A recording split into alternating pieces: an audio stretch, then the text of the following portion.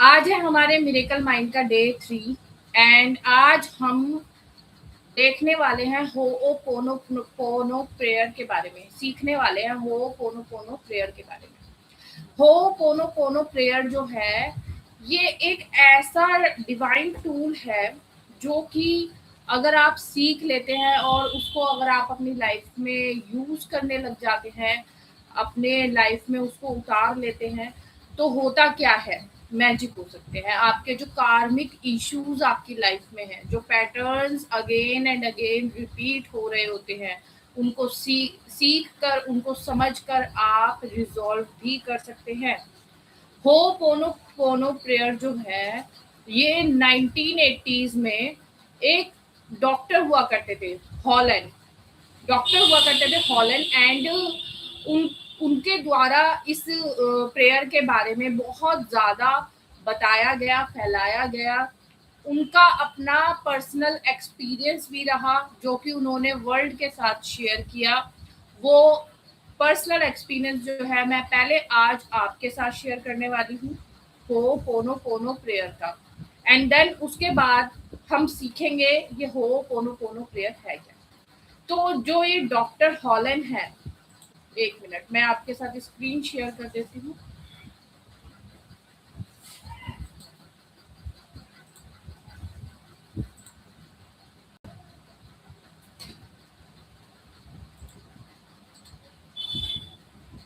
जी, तो ये जो हो पोनो पोनो प्रेयर है, ये डॉक्टर हॉलैंड जो कि हवाई स्टेट के बहुत ही प्रसिद्ध डॉक्टर थे, उन्होंने स्टार्ट करी थी।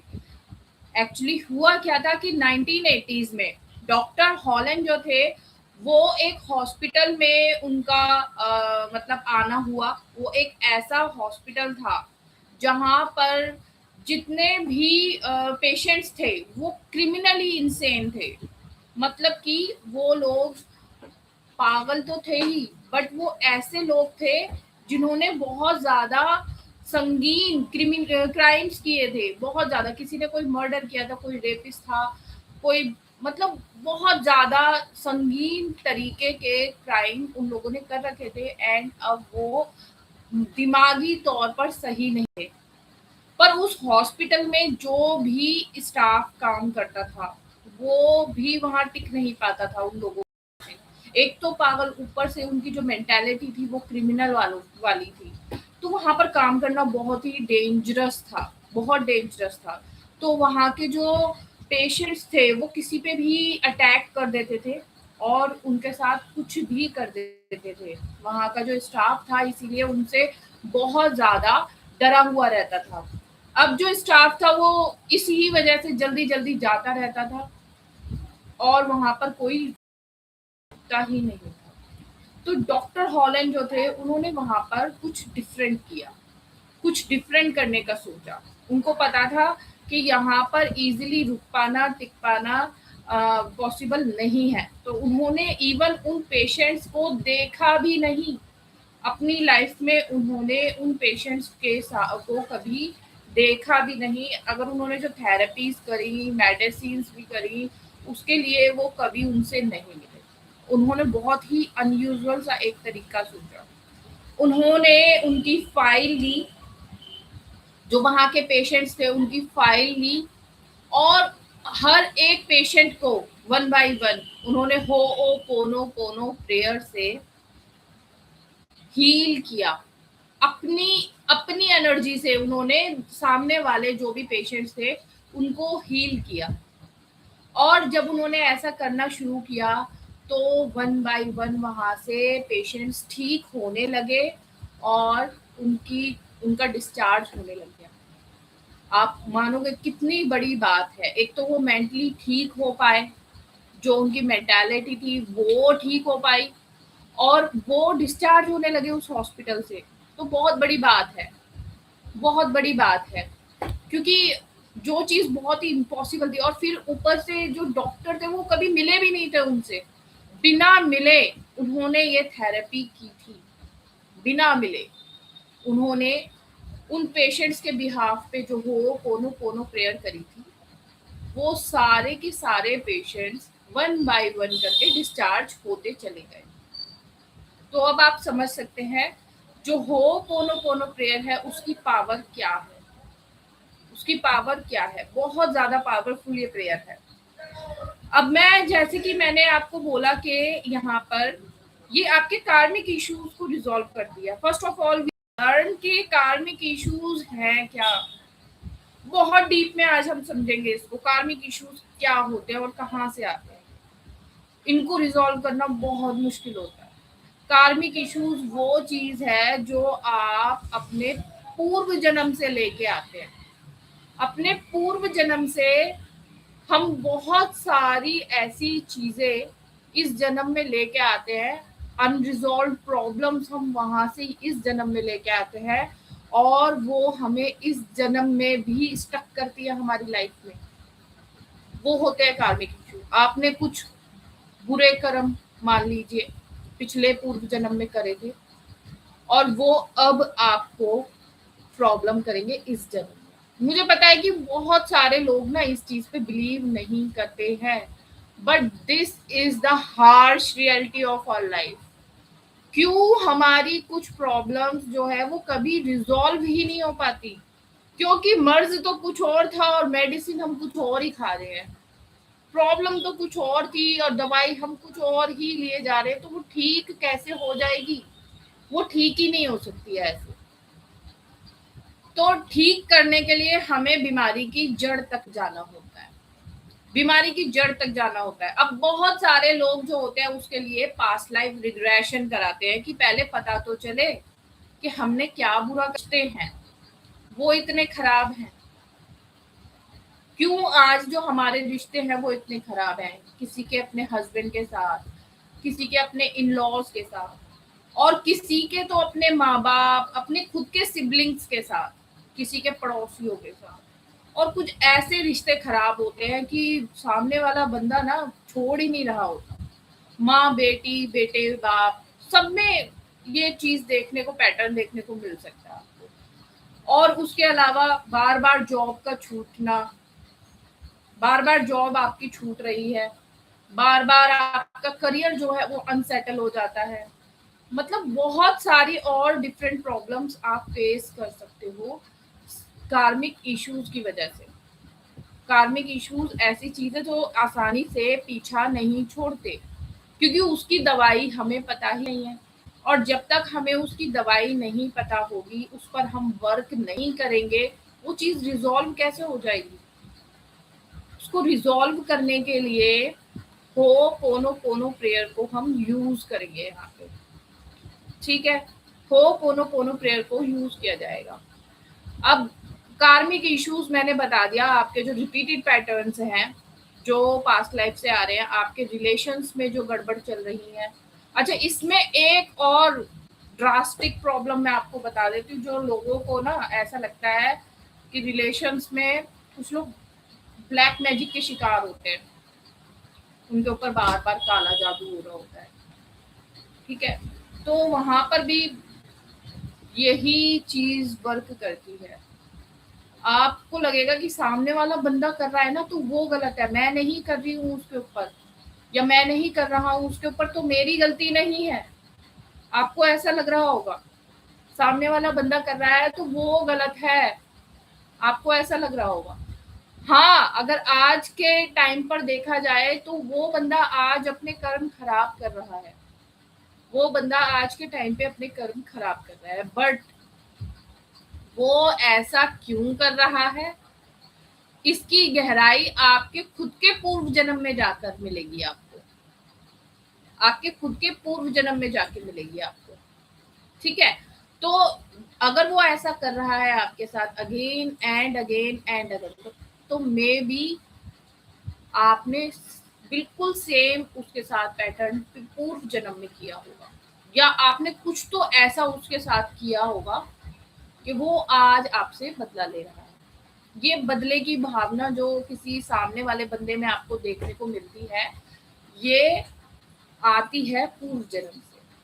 आपको लगेगा इस जन्म में तो मैं बहुत ही अच्छा हूँ, मैं तो बहुत ही सीधा हूँ। आपको सीधे का जन्म मिला ही इसलिए है क्योंकि पिछले जन्म में ना आपने बहुत बदमाशी करी होगी, अब उसको झेलना भी तो है। कहते हैं ना, कर्मों का फल मिलता है, कभी कभी इसी जन्म में मिल जाता है, और कभी कभी आपको आपके नेक्स्ट बर्थ में वो झेलना पड़ता है। जैसा कि आपने सुना होगा, 3 तरह के कर्म होते हैं।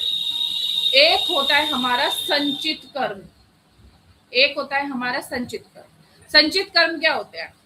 अभी तक हमारे जितने भी बर्थ हुए होते हैं, जितने भी हमारे जन्म हुए होते हैं, उन सब में जितने भी हमने अच्छे कर्म किए होते हैं और जितने भी हमने बुरे कर्म किए होते हैं, उन सबका ना एक पूल बन जाता है। पूल बन जाता है सारे संचित कर्म, माने कि एक कोई बैंक है, उसमें आपके कर्म ना जमा होते रहते हैं, वो है आपका संचित कर्म। फिर जब आप अपना बर्थ लेते हैं नेक्स्ट, तो गॉड या डिवाइन जो भी है वो डिसाइड करते हैं कि इस जन्म में आपको कौन से कर्मों को चुकाना है। सारे के सारे कर्म आपको एक साथ नहीं चुकाने होते।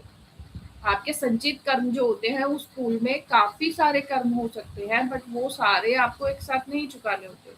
आपको कुछ एक लेसन ही हर लाइफ में सीखने के लिए भेजा जाता है। तो जब आप अपने बर्थ लेते हो, न्यू बर्थ लेते हो, तो आप प्रारब्ध के साथ जन्म लेते हो। आपके संचित कर्मों में से एक सेट ऑफ सम कर्म सेट, आपको कुछ एक कर्म निकाल के आपको आपकी किस्मत में डाल दिए जाते हैं, और वो आपके प्रारब्ध होते हैं। ठीक है, वो आपके प्रारब्ध होते हैं जो आपको काटने हैं या भोगने होते हैं। और जो अभी आप इस जन्म में कर रहे होते हैं, ये आपके क्रियामान कर्म है। कुछ एक कर्मों का हिसाब जो है वो आपको मिल जाएगा, और कुछ एक कर्मों का हिसाब आपको जाने के लिए, आपको देखने के लिए, आपको सीखने के लिए नेक्स्ट बर्थ लेना पड़ता है, नेक्स्ट बर्थ में जाना पड़ता है।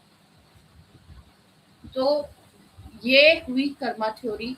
अभी इसमें बहुत कुछ है, ये तो जस्ट मैंने आपको ना ब्रीफ दिया है कि हाउ कर्मा वर्क्स। हमारे कौन कौन से कर्म होते हैं, किन से क्या कर्म बनते हैं, उसके लिए पूरा अलग हमारा कोर्स आएगा, वो अलग होगा। उसमें बहुत डिटेल में इन चीजों को समझाया जाएगा और सिखाया जाएगा।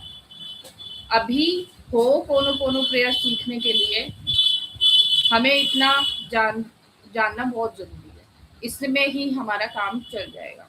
तो कर्मा के बारे में ऑलरेडी भी आपको बहुत कुछ पता होगा। ऐसा नहीं है कि आप लोगों को पहले से कुछ भी ज्ञान नहीं है, आप लोगों को पता होगा। ठीक है, तो अब जो हमारे रिश्ते खराब है या कोई हमारे साथ कुछ गलत करे जा रहा है, वो आपके प्रारब्ध से आ रही है प्रॉब्लम, और उसको आप आज के टाइम में कोई सूर्य का नक्षत्र, वो सूर्य प्लैनेट का कोई रेमेडी कर लोगे तो आपका ठीक हो जाएगा। बुध की आप रेमेडी कर लो, उससे ठीक हो जाएगा। ठीक हो जाएगा, बट वो सब ना अनस्टेबल होगा, अनस्टेबल होगा। वो कुछ भी स्टेबिलिटी के साथ नहीं आएगा। आप जब तक करोगे तब तक आपको सही रिजल्ट मिलेंगे। हीलिंग का भी यही है, रेकी हीलिंग का भी यही है। अगर आप जब तक हीलिंग ले रहे हो तब तक वो चीज आपकी सॉर्ट आउट रहेगी, पर क्योंकि वो प्रॉब्लम आपके खुद की कुंडली में, आपके नक्षत्रों में, आपके किस्मत में बंधी हुई है, तो वो चीज ऐसे रिजॉल्व होने वाली नहीं है इतने आसानी से, स्टेबिलिटी के साथ। जड़ से खत्म नहीं होगी वो। तो जड़ से खत्म करने के लिए क्या करना होता है हमें? जड़ से खत्म करने के लिए उन चीजों को, जो हमारे कार्मिक इश्यूज है, कार्मिक बैगेज है हमारे, हमको हो कोनो प्रेयर बहुत हेल्प करती है। इसमें एक्चुअल में 4 फ्रेजेस होते हैं, 4 फ्रेजेस होते हैं इसमें। सबसे पहला, आई एम सॉरी, मैं बहुत दुखी हूँ जो भी कर्म मेरे से हुआ था उसके लिए। सेकंड, प्लीज फॉरगिव मी, मुझे माफ करिए।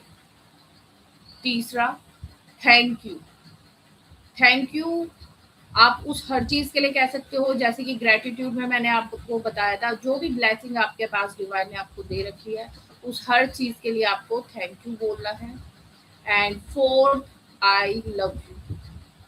अब आई लव यू बहुत इजीली निकलता नहीं है मुंह से।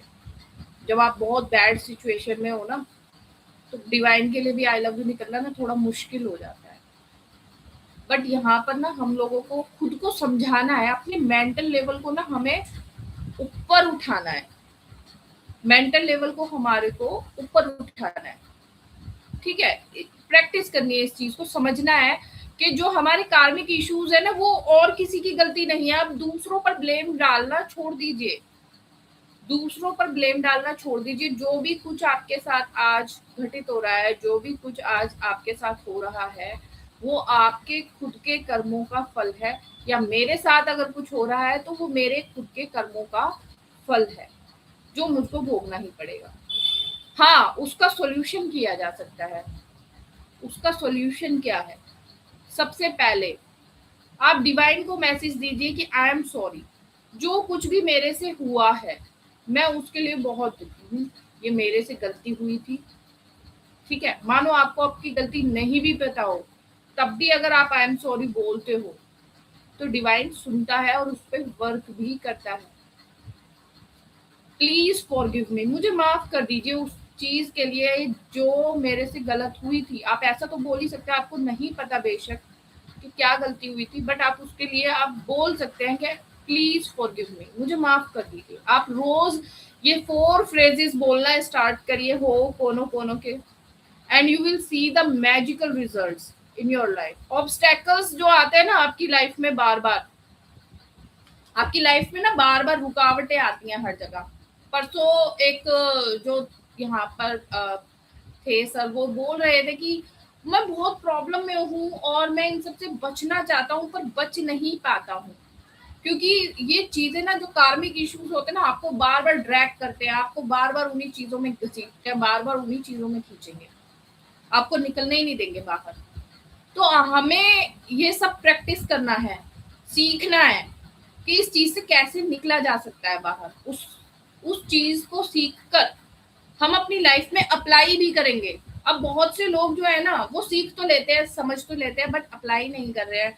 और जब तक आप अप्लाई नहीं करोगे तो कोई चेंज आपको देखने को नहीं मिलेगा। देखो, ये तो कुछ ऐसा हो गया, आप डॉक्टर से जाके दवाई तो ले आए, दवाई आप लेके आ गए हैं, बट उसको खा नहीं रहे हैं, तो क्या वो आपकी हेल्थ पर असर डालेगी? क्या आपकी हेल्थ इंप्रूव होगी? नहीं। तो जब तक आप उस चीज को अपने लाइफ में इम्प्लीमेंट नहीं करोगे, वो आपके साथ नहीं होगा, मैजिक आपके साथ नहीं होगा। बहुत सारे ना लोग इस टाइम पे सोच रहे हैं कि क्या हमें ये चीज करनी चाहिए और क्या नहीं। भाई, करोगे तो आप ही का फायदा है, और नहीं करोगे तो आपका नुकसान, ठीक है। हो'पोनोपोनो प्रेयर जो है, ये एक एंशिएंट हवाइन प्रैक्टिस है, जिससे क्या किया जाता है? फॉरगिवनेस मांगी जाती है, माफी मांगी जाती है, रिकंसिलेशन होता है। सामने वाली जो सोल है उसके साथ रिकंसिलेशन होता है। हो सकता है कि लास्ट जन्म में भाई मैंने आपके साथ कुछ बुरा करा हो, ठीक है, तो आज के जन्म में मैं आपसे माफी मांगता हूँ। और इससे आपकी खुद का जो हार्ट चक्रा है, उस दिन मैंने परसों आपको हार्ट चक्रा, आपको अपने पूरे 7 चक्रास के बारे में बताया था। तो आप इससे जो हवाइन प्रेयर है ना, ये करने से आपका जो हार्ट चक्र है वो बहुत अच्छे से हील होता है, आपकी इमोशनल हीलिंग होती है, ठीक है, इमोशनल हीलिंग होती है। अब जो फ्रेजेस है यहाँ पे आप देख सकते हैं, I am sorry, please forgive me, thank you, I love you. अब ये आप अपने डिवाइन से भी कह सकते हैं, ये 4 फ्रेजेस आप अपने डिवाइन से भी कह सकते हैं, और डायरेक्ट उस इंसान से भी कह सकते हैं जो आपको प्रॉब्लम क्रिएट कर रहा है। अब आप कहोगे उसके लिए तो मेरे मुंह से बिल्कुल भी ना निकले, भाई उसने मेरे साथ इतना इतना गलत कर दिया, मैं क्यों उसको आई एम सॉरी बोलूं? ईगो आती है अपनी, और आनी भी होती है। भाई देखो, मैं भी एक नॉर्मल इंसान हूँ, मेरे साथ भी सेम चीज है, मैं समझ सकती हूँ। जल्दी से I am sorry, please forgive me, thank you, I love you निकलता ही नहीं। तो उस केस में आप क्या कर सकते हैं? अगर आपको सामने वाले पर्सन से रिजोल्यूशन करना है अपने प्रारब्ध का, तो आप क्या करेंगे? तब आप बैठिए, आराम से बैठिए एक जगह पे, ठीक है, and think about that person, think about that person. आपको समझना है कि जो इंसान है उसको याद करिए आप, उस इंसान को आपने याद करना है, और तब याद करके खुद से ही टेलीपैथिकली आपको I am sorry, please forgive me, thank you, I love you, आपको उसको बोलना है। ये डेली कर सकते हो आप। और काफी केसेस में ना हम यहाँ ये भी नहीं कर पाते, जितना मैं अभी आपको बता रही हूँ कि अपने आप ही सोच लीजिए कि सामने वो बंदा बैठा है और मैं उसको बोल रही हूँ I am sorry, please forgive me, thank you, I love you. कुछ लोगों को वो भी नहीं हो पाता है, वो इमेजिन भी नहीं कर पाते हैं, नहीं कर पाते, उनको लगता है नहीं हो रहा, वो दिल से आ ही नहीं रही मेरे को बात। वो प्रॉब्लम जो है ना वो इतनी बड़ी हो रही है कि सामने वाले बंदे को ना मैं माफ नहीं कर सकता हूँ, तो मैं उससे माफी कैसे मांगू? जब मेरे दिल से उसके लिए माफी नहीं निकल रही है, मैं उसको माफ नहीं कर सकता हूँ, तो मैं उससे माफी क्यों मांगू? तो तब आपको क्या करना है? इन दैट केस आपको क्या करना है? आप स्क्रिप्टिंग करिए। मैंने आपको बताया था कि स्क्रिप्टिंग कर सकते हैं आप। कल जो ग्रेटिट्यूड जैसे बताया था मैंने आपको, ग्रेटिट्यूड लिस्ट बनानी है, ठीक है। दूसरा मैंने आपको बताया था आपको विश लिस्ट बनानी है। थर्ड, आप स्क्रिप्टिंग कर सकते हैं। स्क्रिप्टिंग कर सकते हैं, तो स्क्रिप्टिंग में आप क्या कर सकते हैं? स्क्रिप्टिंग के लिए आपको क्या करना पड़ता है? उसमें आपको लिखना है, मान लीजिए आपके किसी से रिलेशन खराब है, जैसे कि आपके हस्बैंड ही मान लीजिए, उनके साथ आपके रिलेशन खराब है, बट आप उनके साथ रिलेशन ठीक करना चाहते हैं, बट डायरेक्ट आप उनसे हो कोनो कोनो प्रेयर नहीं कर पा रहे हैं, ना आप सोच पा रहे हैं कि आप उनसे सॉरी मांग रहे हैं, ना आप उनको फॉरगिव के लिए बोल पा रहे हैं, ये सब आप नहीं कर पा रहे हैं, तो इन दैट केस क्या होगा? इन दैट केस क्या होगा?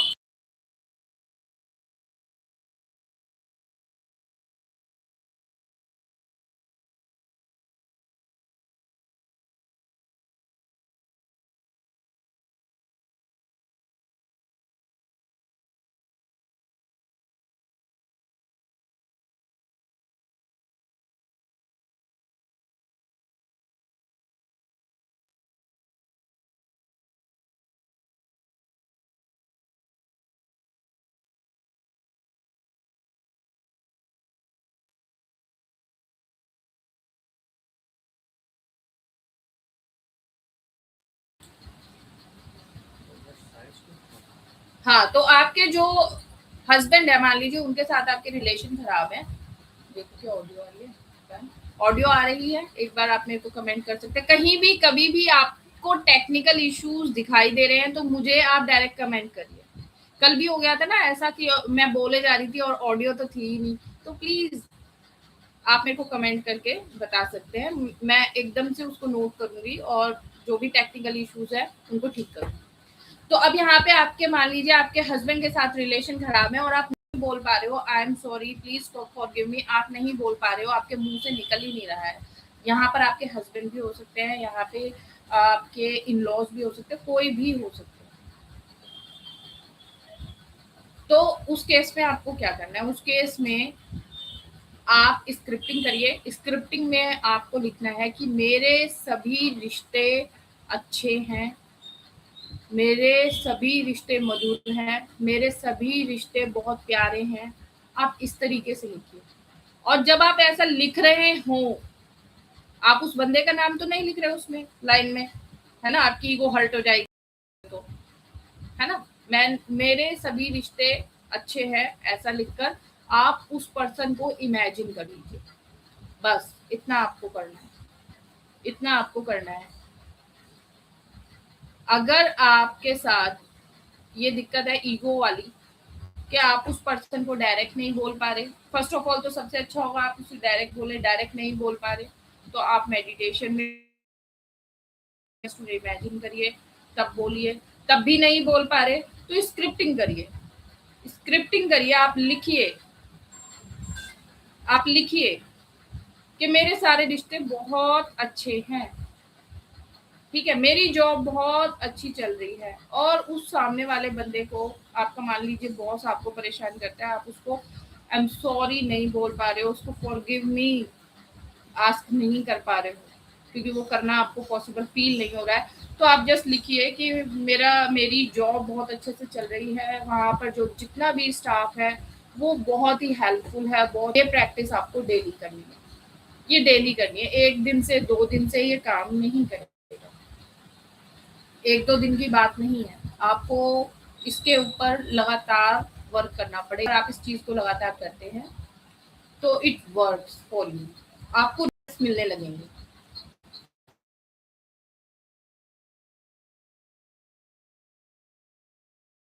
अच्छी प्रेयर है, इसको आप ट्राई करिए, ठीक है? ये आप लोगों में से कितनों ने पढ़ी, कितनों ने नहीं पढ़ी, आई डोंट नो, बट अभी ये जो वर्कशॉप है ये इसीलिए हो रही है ताकि मैं आपको डीपली इन चीज़ों को समझा सकूँ, अपने तरीके से समझा सकूँ, जितना मुझे पता है उसके अकॉर्डिंग मैं आपको ये सब समझा सकूँ। तो यहाँ पे 4 फ्रेजेस है, I am sorry, you acknowledge responsibility for your thoughts, जो भी बुरे इमोशंस आपको उस बंदे के लिए आते हैं उसके लिए आई एम सॉरी, बंदे के लिए आते हैं सॉरी, ठीक है, उसको माफ कर दीजिए, यू आस्क फॉर फॉरगिवनेस, अपने आप से भी माफी मांगिए, दूसरों से भी माफी मांगिए, एंड जो यूनिवर्स है उनसे भी। Thank you, express gratitude for healing already happening, कि ये जो भी प्रेयर आप